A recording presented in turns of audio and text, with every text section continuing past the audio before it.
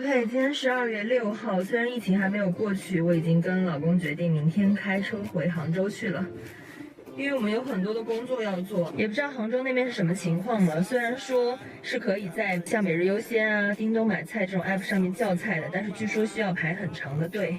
为了以防万一，我让我老公先在我们这儿的超市采购了一批食材。今天看到一个大姐戴着口罩在车库里面锻炼，突然发现口罩和眼镜不能一起戴耶，不然这个眼镜上面好容易起雾啊。各位戴眼镜的伙伴们，你们遇到这种问题都怎么处理啊？哇，我终于呼吸到新鲜的空气了！我的妈呀，在家里宅了有10天了吧？虽然今天有点冷，而且还很潮湿，因为早上下过了一场雪，但是为什么觉得这个空气这么新鲜呢？这些东西通通都要装车，我们要把这些食材都码整齐，放到后备箱里。本来还担心装不下呢，没想到一整理还剩了这么多空余的地方。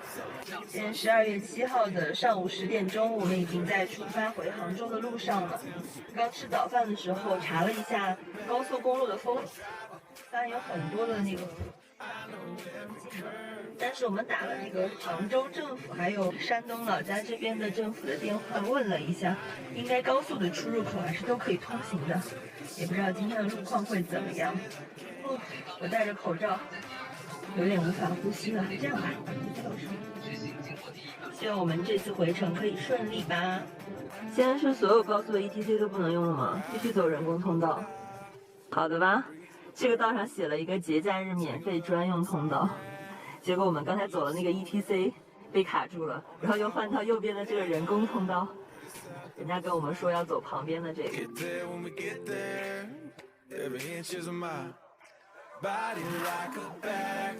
前方好像有情况哎。请查控，佩戴口罩，放下车窗，配合测量。一直查可以查吗？我吗？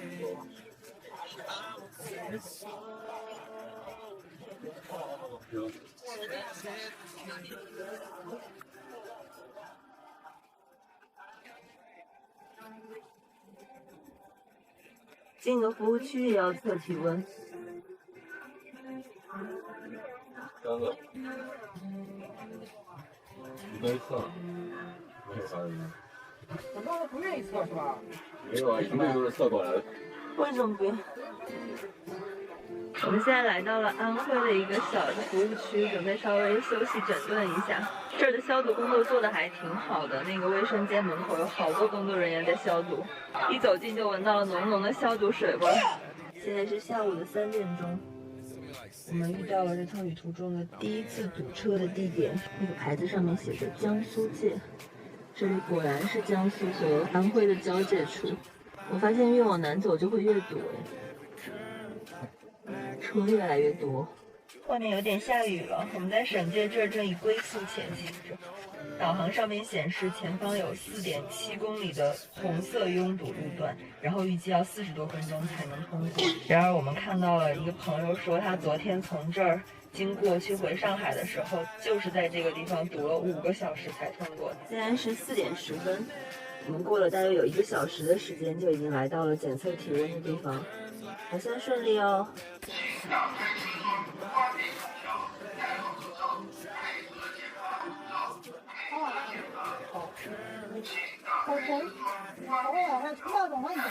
这样吗？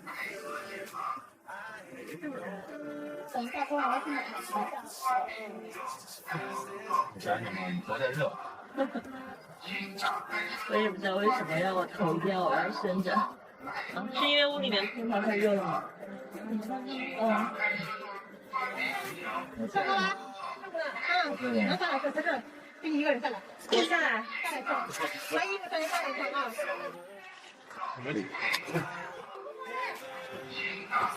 要套上去吗？你穿上衣服。我要把车开到前面是吧？这位同志，你咋下车了？刚才量体温好像没有过关，我也不知道为什么。我被点名要下来站一会儿，然后再测。今天我戴着帽子，然后把温度都捂在身上。刚在路边站了大概有1分钟的样子，然后体温检测就过关啦。我们现在准备继续上路喽。我们现在是在出南京的口吗？反正刚进了南京，被检查了一波之后，还没走几分钟呢，又来了一波。这里真的好严苛哦！天哪，这一次我们集体都没有过，被迫要求把车停在旁边，然后登记。驾照给我。还要驾照啊？竟然还要出示驾照、身份证和行驶证，3证俱全才可以登记。是谁开车就登记谁吗？